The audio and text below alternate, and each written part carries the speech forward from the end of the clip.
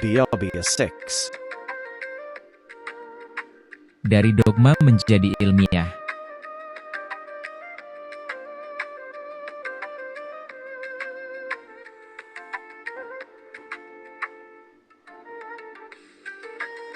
Perjalanan ilmu pengetahuan tidak dimulai dari kekosongan, melainkan dari keyakinan, asumsi, dan bahkan dogma yang hidup dalam tradisi masyarakat.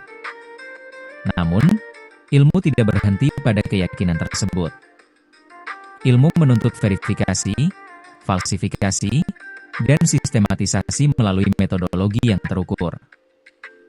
Dogma bersifat normatif, absolut, dan tidak terbuka terhadap pengujian. Ilmu bersifat terbuka, dinamis, dan selalu siap direvisi berdasarkan data empiris. Oleh karena itu, transformasi dari dogma menuju ilmiah merupakan proses epistemologis yang melibatkan rasionalitas logis, observasi empiris, analisis statistik, kritik metodologis, replikasi penelitian. Transformasi ini bukan sekadar perubahan metode, tetapi perubahan paradigma berpikir. 2. Ciri-ciri dogma akademik. Dogma akademik muncul ketika suatu konsep diterima tanpa definisi operasional, bukti empiris, pengujian statistik, kemungkinan falsifikasi. Beberapa ciri utama dogma akademik. Pernyataan normatif tanpa data. Generalisasi tanpa sampel. Kesimpulan tanpa analisis. Teori tanpa model konseptual. Penggunaan istilah ilmiah tanpa metodologi. Dalam praktik akademik, dogma sering muncul dalam bentuk klaim, menurut pengalaman, tanpa penelitian. Kesimpulan skripsi tanpa uji hipotesis. Teori yang hanya dikutip tanpa diuji. 3. Diagram transformasi dogma ke ilmu. Transformasi ilmiah dapat digambarkan sebagai alur berikut. Dogma konseptualisasi hipotesis operasionalisasi pengumpulan data analisis statistik model teori kritik revisi ilmu baru. Alur ini menunjukkan bahwa teori bukan produk awal, tetapi hasil akhir dari proses metodologis. 4. Transformasi keyakinan menjadi hipotesis. Keyakinan dapat menjadi bagian dari ilmu apabila diubah menjadi hipotesis yang memiliki variabel yang jelas, dapat diukur, dapat diuji secara statistik, memiliki kemungkinan ditolak. Contoh, dogma, mahasiswa yang religius pasti memiliki prestasi akademik tinggi. Transformasi ilmiah, hipotesis, terdapat pengaruh tingkat religiusitas terhadap IPK mahasiswa. Variabel, X religiusitas Y IPK. Metode uji, regresi linear. Dengan demikian, pernyataan normatif berubah menjadi objek penelitian. 5. Pembuktian dan falsifikasi. Ilmu tidak hanya mencari pembuktian, tetapi juga membuka kemungkinan kesalahan. Prinsip falsifikasi menyatakan bahwa teori ilmiah harus dapat diuji dan berpotensi ditolak. Teori yang tidak bisa diuji bukan ilmu, tetapi keyakinan filosofis. Contoh, pernyataan dogmatis, motivasi selalu meningkatkan kinerja. Pernyataan ilmiah, motivasi berpengaruh positif terhadap kinerja pegawai. Pernyataan kedua dapat diuji melalui uji korelasi, regresi. Sim. Jika hasilnya tidak signifikan, maka teori direvisi. 6. Rasionalitas ilmiah dalam metodologi. Rasionalitas ilmiah menuntut konsistensi logis antara konsep dan variabel, kesesuaian metode dengan tujuan penelitian, validitas instrumen, reliabilitas pengukuran, objektivitas analisis. Tanpa rasionalitas metodologis, penelitian hanya menjadi narasi deskriptif. 7. Integrasi metodologi dan statistika dalam pembentukan ilmu. Metodologi memberikan struktur, statistika memberikan alat analisis. Keduanya tidak dapat dipisahkan. Metodologi tanpa statistik menghasilkan spekulasi. Statistik tanpa metodologi menghasilkan angka tanpa makna. Integrasi keduanya menghasilkan model empiris, pengujian teori, generalisasi ilmiah. 8. Membangun tradisi akademik yang ilmiah. Tradisi ilmiah tidak dibangun melalui banyaknya publikasi, panjangnya daftar pustaka, kompleksitas istilah. Tradisi ilmiah dibangun melalui konsistensi metodologi, replikasi penelitian, kritik terbuka, pengujian teori, produksi model konseptual. Kampus yang ilmiah adalah kampus yang menjadikan data sebagai dasar keputusan, menguji teori secara berkelanjutan, mendorong falsifikasi, bukan hanya konfirmasi. 9. Studi kasus, penelitian tanpa teori. Banyak penelitian mahasiswa memiliki data lengkap, analisis statistik, kesimpulan signifikan, namun tidak menghasilkan teori karena tidak ada kerangka konseptual, tidak ada model struktural, tidak ada diskusi teoretis. Akibatnya penelitian hanya menjadi laporan statistik, bukan kontribusi ilmiah. 10. Sintesis, ilmu sebagai proses dinamis. Ilmu tidak pernah final.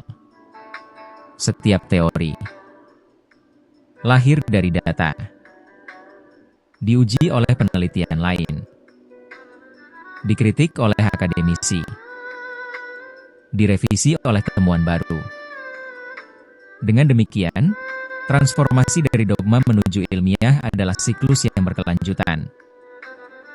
Rangkuman bab 6.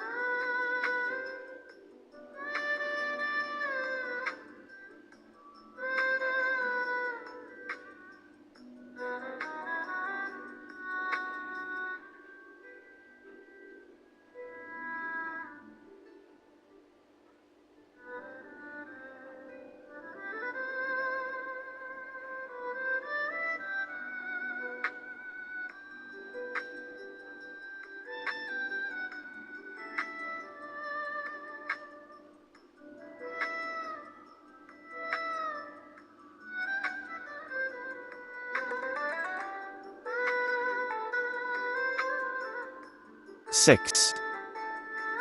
Transformasi dari dogma menuju ilmiah merupakan proses epistemologis yang mengubah keyakinan normatif menjadi hipotesis yang terukur, diuji melalui metodologi yang sistematis, dianalisis dengan statistika, dan dikonstruksi menjadi model empiris yang menghasilkan teori. Ilmu bersifat terbuka terhadap falsifikasi, kritik, dan revisi. Tradisi akademik yang ilmiah dibangun melalui integrasi metodologi dan statistika serta komitmen terhadap pengujian teori secara berkelanjutan. Jika profesor berkenan, tahap berikutnya saya bisa lanjutkan. Buku biru penutup buku. Ilmu sebagai proses, bukan produk. Buku biru glosarium metodologi dan statistika. Buku biru latihan soal kritis S2, S3. Buku biru template model konseptual siap uji SEM. Silakan arahkan langkah berikutnya. Bab 7. Tanya jawab filsafat ilmu dan pembentukan teori. 1. Mengapa filsafat ilmu penting dalam penelitian? Filsafat ilmu memberikan landasan ontologis, epistemologis, dan aksiologis bagi setiap penelitian. Tanpa filsafat ilmu, penelitian hanya menjadi kegiatan teknis pengolahan data tanpa arah konseptual.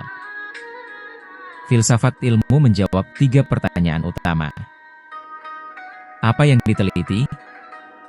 Ontologi. Bagaimana cara mengetahui? Epistemologi. Untuk apa pengetahuan itu? Aksiologi. Ketiga dimensi ini menentukan desain penelitian, metode analisis, dan bentuk teori yang dihasilkan. 2. Apakah semua penelitian menghasilkan teori? Tidak. Banyak penelitian hanya menghasilkan temuan empiris, bukan teori. Penelitian menghasilkan teori apabila memiliki kerangka konseptual yang jelas, menguji hubungan antar variabel, menghasilkan model yang konsisten, dapat direplikasi, memiliki daya generalisasi. Penelitian deskriptif tanpa model tidak melahirkan teori, hanya menghasilkan informasi. 3. Apa perbedaan konsep, variabel, dan teori? Konsep adalah abstraksi dari fenomena. Variabel adalah konsep yang dapat diukur. Teori adalah sistem hubungan antar variabel yang telah diuji secara empiris. Contoh, konsep, motivasi belajar variabel, skor motivasi teori, motivasi berpengaruh positif terhadap prestasi akademik. 4. Bagaimana teori dilahirkan dari data? Teori lahir melalui proses observasi kategorisasi hubungan antar variabel model empiris generalisasi teori. Pendekatan ini dapat dilakukan melalui penelitian kuantitatif, uji hipotesis. Penelitian kualitatif, grounded theory. Next methods. 5. Apakah teori bersifat absolut? Teori tidak bersifat absolut. Teori bersifat tentatif, kontekstual, terbuka terhadap falsifikasi. Teori yang tidak dapat diuji ulang bukan teori ilmiah. 6. Apa hubungan antara paradigma dan teori? Paradigma menentukan cara peneliti melihat realitas, memilih metode, menafsirkan data.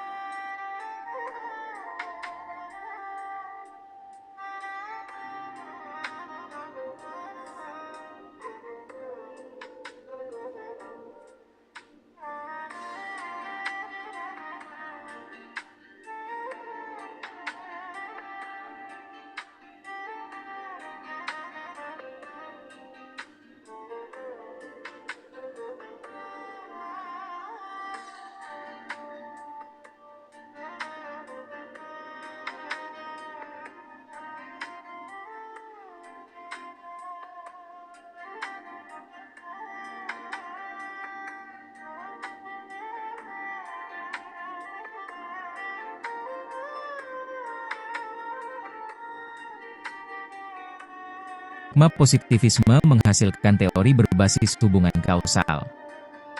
Paradigma interpretivisme menghasilkan teori berbasis makna sosial. Paradigma kritis menghasilkan teori berbasis transformasi sosial. Dengan demikian, teori tidak netral secara paradigma. 7. Mengapa statistik penting dalam pembentukan teori? Statistik berfungsi untuk menguji hipotesis, mengukur kekuatan hubungan, memvalidasi model, menentukan generalisasi. Tanpa statistik, teori tidak memiliki bukti empiris. Namun statistik bukan tujuan akhir, melainkan alat untuk membangun model teoritis. 8. Apakah penelitian kualitatif bisa menghasilkan teori? Ya. Penelitian kualitatif dapat menghasilkan teori melalui open coding, axial coding, selective coding. Hasilnya adalah teori substantif yang lahir dari data lapangan. Teori ini bersifat kontekstual dan dapat dikembangkan menjadi teori formal melalui penelitian kuantitatif.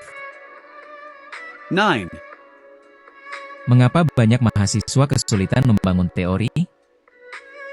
Kesulitan utama mahasiswa tidak memahami filsafat ilmu, tidak memiliki kerangka konseptual, fokus pada teknik statistik, bukan model teoritis, tidak melakukan sintesis literatur, tidak menghubungkan hasil penelitian dengan teori.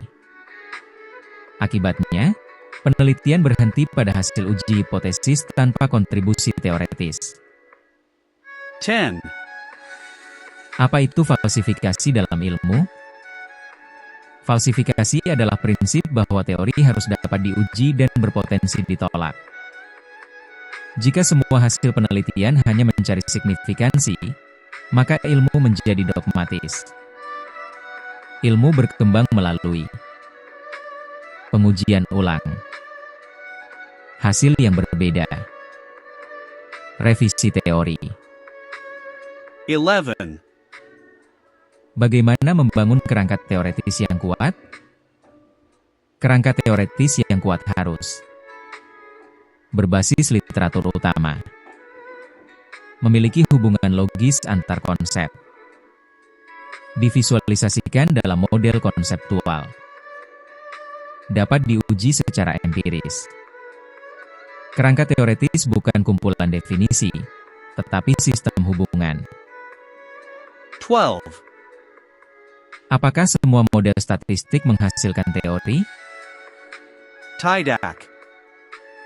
Model statistik hanya menjadi teori apabila didasarkan pada konsep yang jelas, memiliki interpretasi teoretis, konsisten dengan literatur, dapat direplikasi.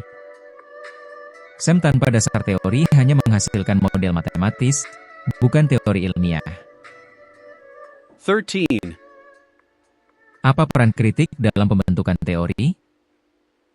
Kritik berfungsi untuk menguji konsistensi teori, menemukan kelemahan metodologis, memperluas konteks teori.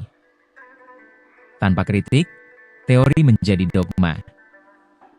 14. Bagaimana ilmu berkembang secara kumulatif? Ilmu berkembang melalui penelitian teori kritik revisi teori baru. Setiap penelitian menjadi bagian dari akumulasi pengetahuan. 15. Sintesis, filsafat ilmu sebagai fondasi teori. Filsafat ilmu bukan sekadar kajian abstrak, tetapi fondasi bagi perumusan masalah, pemilihan metode, analisis data, pembentukan teori. Peneliti yang memahami filsafat ilmu akan mampu menghasilkan teori, bukan hanya laporan penelitian. Rangkuman bab 7.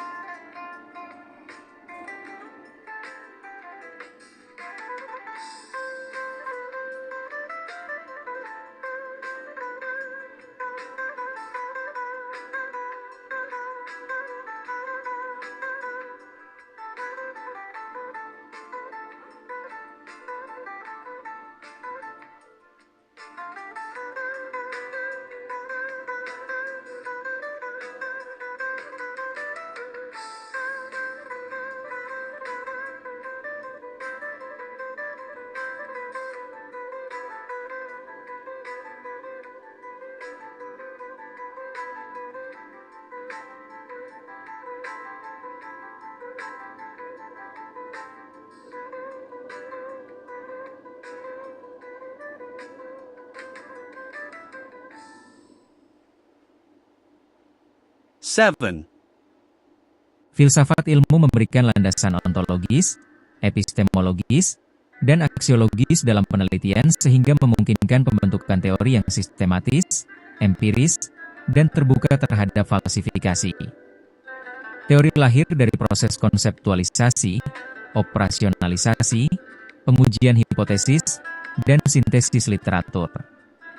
Statistik berfungsi sebagai alat validasi, sedangkan paradigma menentukan arah pembentukan teori. Kritik dan replikasi menjadi mekanisme utama dalam perkembangan ilmu secara kumulatif.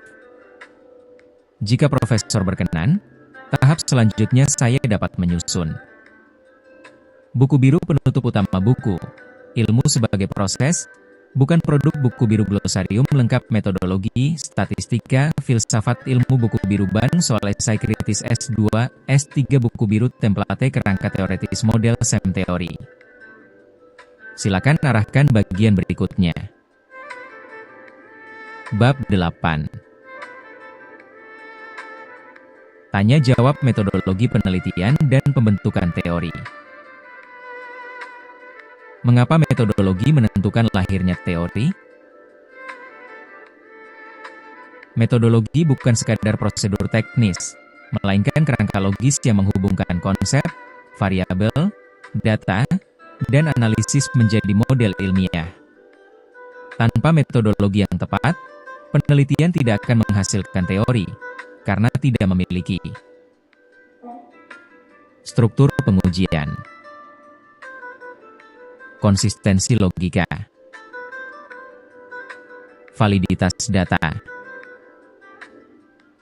reliabilitas hasil. Metodologi berfungsi sebagai jembatan antara filsafat ilmu dan statistik.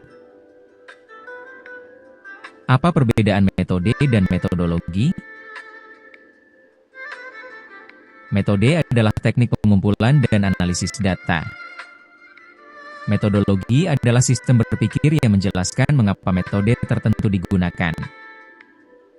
Contoh: metode, kuesioner, wawancara, regresi, SEM. Metodologi, pendekatan kuantitatif, kualitatif, atau mixed methods yang didasarkan pada paradigma tertentu. Tanpa metodologi, penggunaan metode menjadi tidak terarah. Bagaimana metodologi menghasilkan teori? Metodologi menghasilkan teori melalui tahapan. Perumusan masalah, kajian teori, kerangka konseptual, hipotesis, desain penelitian, pengumpulan data, analisis model, empiris, sintesis teori. Teori lahir pada tahap sintesis, bukan pada tahap analisis statistik semata. Apakah perumusan masalah berpengaruh terhadap teori? Perumusan masalah menentukan arah teori yang akan dibangun.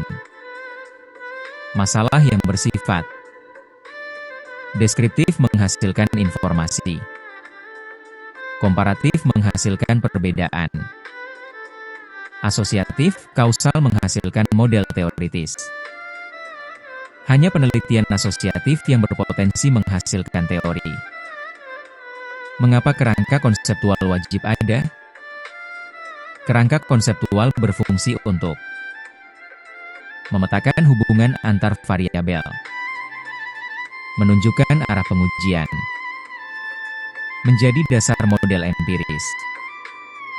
Penelitian tanpa kerangka konseptual tidak dapat menghasilkan teori karena tidak memiliki struktur hubungan yang diuji. Apa peran hipotesis dalam pembentukan teori? Hipotesis adalah bentuk awal teori yang diuji secara empiris. Jika hipotesis didukung data, memperkuat teori. Ditolak, merevisi teori. Hipotesis menjadikan teori bersifat dinamis. Apakah semua desain penelitian dapat melahirkan teori? Tidak semua desain penelitian menghasilkan teori. Desain yang berpotensi menghasilkan teori. Explanatory research. Causal research. Structural modeling. Desain eksploratif dan deskriptif hanya menghasilkan pemahaman awal. Bagaimana peran operasionalisasi variabel? Operasionalisasi mengubah konsep abstrak menjadi indikator terukur. Tanpa operasionalisasi, variabel tidak dapat diuji. Hipotesis tidak dapat dianalisis. Teori tidak dapat dibangun. Operasionalisasi merupakan langkah epistemologis yang menghubungkan konsep dengan data. Mengapa validitas dan reliabilitas penting? Teori yang dibangun dari data tidak valid akan menghasilkan kesimpulan yang salah. Validitas memastikan bahwa instrumen mengukur konsep yang tepat. Reliabilitas memastikan konsistensi pengukuran. Model teoritis hanya dapat dipercaya jika didukung oleh instrumen yang valid dan reliabel. Bagaimana mixed methods membantu pembentukan teori?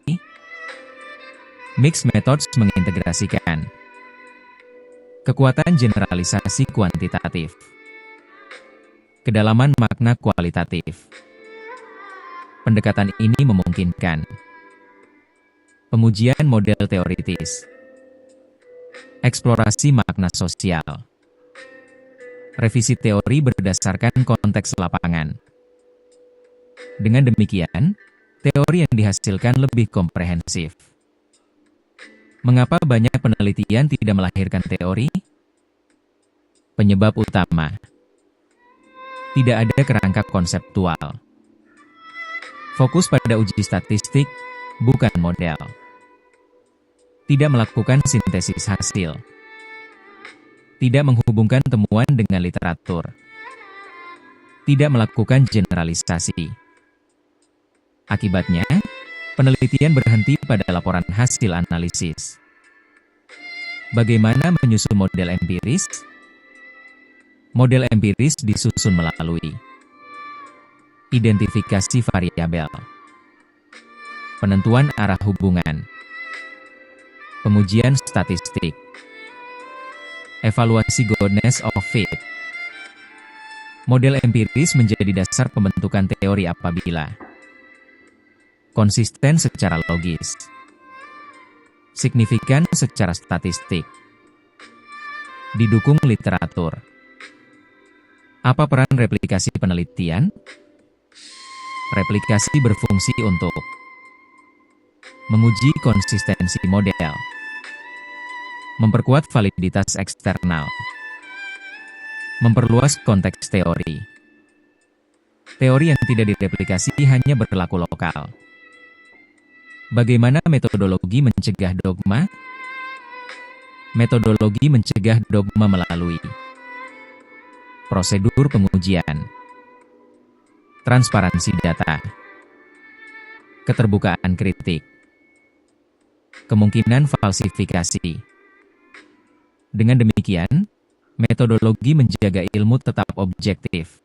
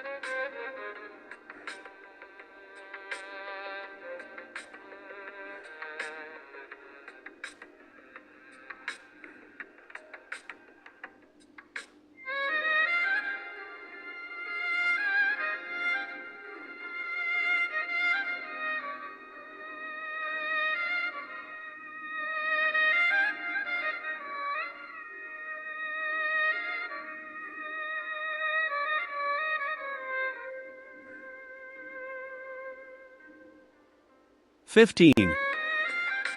Sintesis, metodologi sebagai mesin teori.